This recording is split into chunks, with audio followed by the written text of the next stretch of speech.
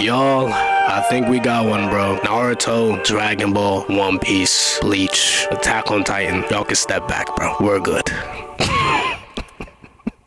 I'm joking, bro. Obviously, I'm joking. Nah. I ain't gonna give it that credit yet. You know what I'm saying? It's only been like 5 episodes. That would have been crazy. But in all seriousness, on a real note, Black Torch is fire as a bitch. I'm not gonna lie. I'm messing with it. I'm rocking with it. I'm chilling with it. I'm vibing with it. It's been fire, gang. And one thing I want to mention, I have not binged an anime in one sitting in such a long time. Like, it's been such a long time since I've done that, because I don't usually do that anymore, because animes don't really be worth the time, if I'm being real. But bro, this one was worth it. I ain't gonna lie. This one, that was that anime. That was definitely that anime. I sat there from episode 1 to episode 5, and I was not bored a single second. Eyes locked on the fucking screen the entire goddamn time that shit was running. It was so good, bro. I have no complaints. You know, usually I have my little sprinkles of complaints in there. I have not a single goddamn complaint with this shit, bro. Characters, fine. Soundtracks. Now, we gonna get into them goddamn soundtracks real quick. We gonna give it a little second. We gonna give those soundtracks a little second. The reason why I fuck with the soundtrack so heavy, it had a certain swagger to it, my nigga. It's a certain beat that was going on. I'm vibing with that, bro. So I appreciated that heavy. You know, also like the animation and the art style and the characters. Yeah. We're gonna get into the characters. And the character we obviously gonna start with is the main character. His name is Jiro. And one thing I like about Jiro that I could say is that the nigga can talk to animals, bro. I found that very like unique about him at the start. Like when I was seeing episode 1 and seeing him talk to a bunch of animals during the episode, I was like, yeah, I find that cool. It's a little nice, you know, it's a little unique. And I mean, he has a swagger to him as well. I'm going to be saying swagger maybe a lot in this video, but he has a certain swagger to him as well that is just fire to me too. Like I feel like that's why he's my favorite so far, and that's why I fuck with him heavy. You feel what I'm saying? But enough of all the glaze. We are going to start talking about Jiro. So where Jiro starts, he starts at the very beginning, and we see a memory of him talking with his dog, and they are talking about how kids think this nigga is a weirdo for talking to animals and shit like that. And I kind of understand, because when you looking from the outside, you just see a crackhead talking to animals thinking that they can communicate back. Like you just see a crackhead doing crackhead things. But obviously in his POV, he is obviously communicating with these animals and they're communicating back. But fuck all that. We're gonna get into the real start, where the nigga's all grown up and he is actually starting an altercation. He is fighting these group of dudes, and I think they were trying to bully him or punk him or something. I don't really remember all the details for real, because I watched it in one sitting, so it's gonna take a lot to remember. But yeah, he was fighting these dudes and he just embarrassed these niggas. Like straight up humiliation, gang. Like it wasn't even close. It wasn't no tough fight. The nigga just whooped these niggas, bro. But then afterwards he ends up pulling up on his grandpa, and his grandpa not really fucking with it, gang. Like he's not fucking with the fact that his grandson is getting into multiple fights all the time, and the nigga just seemed like a badass kid, bro. But I think the fight actually happened because of the area. Like the dudes owned the area or something, and he was there and he wasn't supposed to be there, and then a fight sparked, and he showed them obviously who who was, stronger, clearly. And yeah, he whoops the niggas obviously, but Gramps is not fucking with it, cause like, bro, he don't want to see this nigga fighting all the time. But the thing that kind of confuses me is these niggas are shinobi. Like that's like his family lineage, I think. So aren't y'all supposed to be fighting? I get it though. Like you don't want him to just be fighting niggas just to fight niggas. I get it. But like, I don't know, I'd be proud as fuck that my grandson like putting belt to ass to niggas that's picking on him. You know what I'm saying? Like if they're messing with him and he's winning the fights like that, I don't know, I'd be proud of my grandson. I ain't gonna lie to you. But I mean, I get it. You gotta tell him about himself. Like, bro, can't just be fighting just to fight. I get it, bro. We just gonna get straight into the other shit that sparks everything, because I don't want to talk about all the boring shit, because I'ma say this one time. I'm probably lying. I'm probably gonna say it another time, but this is not no fucking review. So this ain't no, well, it's a review, but it's not like a review that's gonna be reviewing every single episode 1 through 5. hell nah, nigga. This ain't it. I ain't gonna lie to you. I'm just telling y'all about how I enjoyed this shit. But anyways, we're gonna start talking about it right now. As I said before, he can talk to animals, and these crows actually come back to report to him that a cat is injured in the forest. And I ain't gonna lie, Jiro, you got some crazy rank, my brother. For all these animals around the city to be coming back to report to you if some shit's going on with other animals and shit like that, like, this nigga got a whole army behind him now. Like, whenever you got a problem, you can just call in the animals and they gonna protect you. Like, it's literally like a cheat code, my nigga. Like, not that it's really gonna help. I mean, because he is going against people that have powers, but I'm just saying that's a cool ass ability to have, you know what I'm saying? But anyways, he goes to the forest to check out the situation, and the cat is folded, and he does end up saving the cat, bringing him back to the crib and healing him, and they end up interacting, and the cat can actually talk. I mean, obviously, but this is a different cat. This ain't the same animal as the regular ones. It's not the same regular animal. He is known as a Mononoke, and I don't know exactly what these Mononokes are species wise. I don't know if it's a demon. I don't know what it is, because they take different shapes and forms. Like, there's human variants, there's animal variants like Rago here, so I don't really know like what exactly it is, but I assume it's a demon, because when the human variants do transform, we do see that they do turn into like a demon of some sort, like they grow horns and shit like that. So I'm guessing it's just a demon species, but they talk. Rago realizes that this nigga can understand him, and he is shocked by that, because this ain't just your regular average human. He's realizing that this nigga might be something different. He finds out that he's very wrong about it, and just realizes that the nigga can just talk to animals for some reason. And this ends up sparking up some sort of connection between them. Because of this interaction, and because of the fact that Jiro saved him, he does grow a respect for him, and he doesn't really want to put him in danger. So after Jiro supposedly goes to sleep, he ends up trying to sneak out and trying to leave, and Jiro catches him, because Jiro wasn't actually sleeping. He just had a decoy in his bed for some fucking odd reason, and he just catches Rago trying to escape and tries to convince Rago to stay, but Rago is not really trying to stay because he's trying to protect Jiro. But a Mononoke actually pulls up on them, and the Mononoke is actually hunting Rago down, which is the reason why he's trying to leave, because the Mononoke are hunting him down, and the Mononoke is who actually had him bloody and slumped in the forest. So he's not trying to have Jiro get in the middle of all this, so he's trying to get away from Jiro so he doesn't have to deal with this issue. But Jiro not really fucking with it. He's standing on business talking about, I'm pissed, I'm this and that, and Jiro just don't know what the fuck he dealing with. Jiro talking shit, he talking big, and the Mononoke actually gets a little pissed. He charges at him. Rago clutches up and ends up getting the Mononoke away from him. But you would think after Jiro is literally shooken up and his heart is beating fast and he is fucking scared out of his mind after that, you would think that the nigga would just stay back and just be like, oh, Rago got it. Like, I don't really owe nothing to him for real. I saved him, but he good. Me personally, I would have just let that nigga go. I ain't gonna lie. That nigga telling me not to follow him, that nigga telling me not to help him. Me personally, you got a big ass nigga like that chasing after you. You got it, brother. I ain't gonna lie. I ain't doing all that. I ain't doing all that, me personally. But I ain't gonna lie, Jiro is a real nigga. He ends up following after them. I don't know how he caught up, but the nigga is a shinobi, so I guess it adds up. It adds up. He is a shinobi, so it does add up. But yeah, he ends up following them. He pulls up, tries to save Rago, but fails fucking miserably and gets a hole implanted in his chest, and essentially the nigga almost died. But Rago, being the real nigga he is, saves this nigga. And I ain't gonna lie, bro, that really shows that this nigga's a real nigga, man. Like, this is a nigga you met, like, not even like in a day. Like, this is a nigga you met like a couple of hours ago, and you giving your life to this nigga. Like, you fusing with this nigga. Like, essentially he is giving his life force to Jiro, and you didn't even know him for a day. That really just shows that Jiro's a real ass nigga. Like, Rago's a real nigga too, but I mean, like, Jiro is a real ass nigga. Like, you saved this nigga, you patched him up, and you going out your way to save him. Y'all don't even know each other. Like, you going out your way to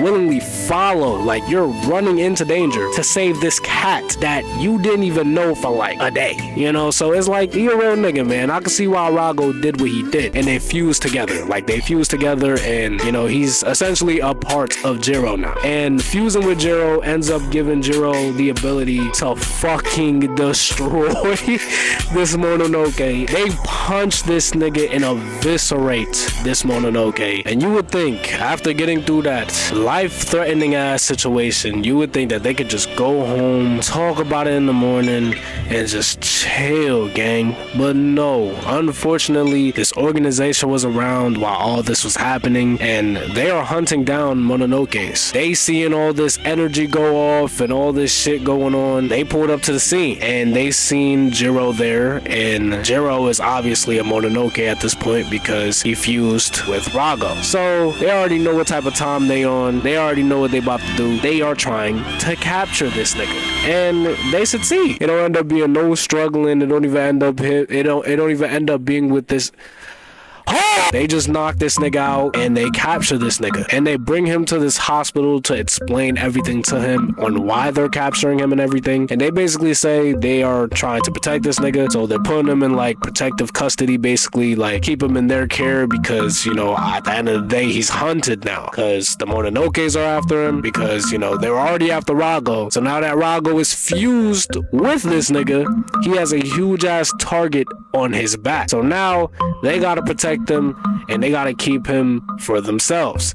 And essentially, they're also trying to use him as bait, because with keeping him, the Mononokes are gonna come straight to them, and I mean, that's an easy way to just knock off some Mononokes. So essentially, all that goes on, they explain all that, and after they leave and everybody dips, Jiro comes up with a plan to escape. The nigga actually utilizes his ability with the animals, because he gets the animals to help him to escape by using the crows to attack the agents and shit like that, and using that, he gets past them and he ends up escaping freely and just dipping. And after escaping, he decides to go to his grandpa's house, because obviously he cannot be outside or free right now. He goes to his grandpa's house, and little does he know, his grandpa is already expecting his arrival. Grandpa already knew the scoop. He already knew what was going on. He already knew everything that happened, and he got the scoop from Ryosuke, I think his name is. Ryosuke. Yeah, he got the scoop from Ryosuke, and the reason he got the scoop from Ryosuke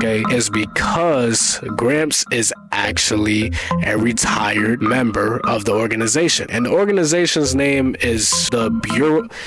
I always butcher this name every time I try to say it, but he is actually a retired member of the Bureau.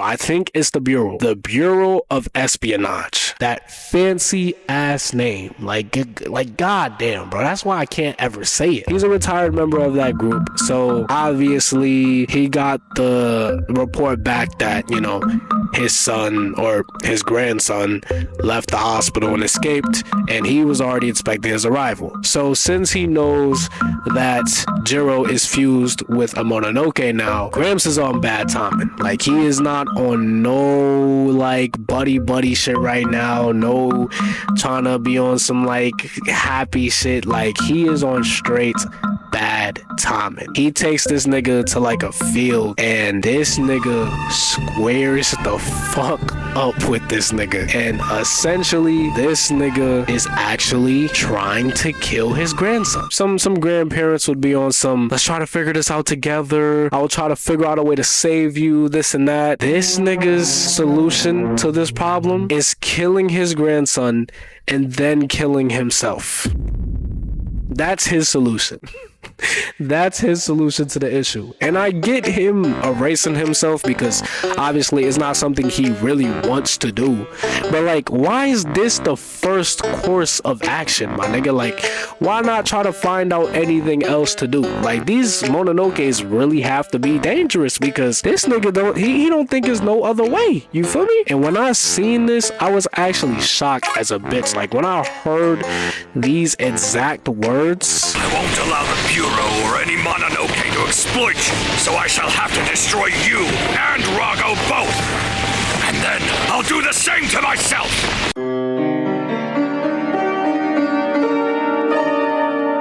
I was shocked as fuck. I was like, bro, what the fuck? You just gonna give up and kill him like that? You know what I'm saying? So I'm like, what's about to go down? Like, cause I know his grandpa's strong as fuck. So I'm like, what's about to go down? Like, is he gonna have to kill his grandpa? Like, what's finna happen? So the grandpa actually ends up charging this nigga. And at first, Rago does want to help him because, I mean, he doesn't want Jiro to die still. And Gramps was fully on bad timing. Like, Gramps was fully prepared to kill this nigga. And Rago is realizing that. Like, he's realizing, bro, this nigga is trying to kill you. Like, I will give you a hand. But Jiro is telling this nigga, nah, bro, I do not want your hand. I do not want no help. Let me and my grandpa go through this and we'll get through this together. So essentially, just to sum it up, they end up clashing and basically Gramps' fist meets Jiro's head because Jiro thought it was a good idea to headbutt his fist. I don't know who the fuck this nigga feeling like. This nigga must be feeling like Tanjiro or something. But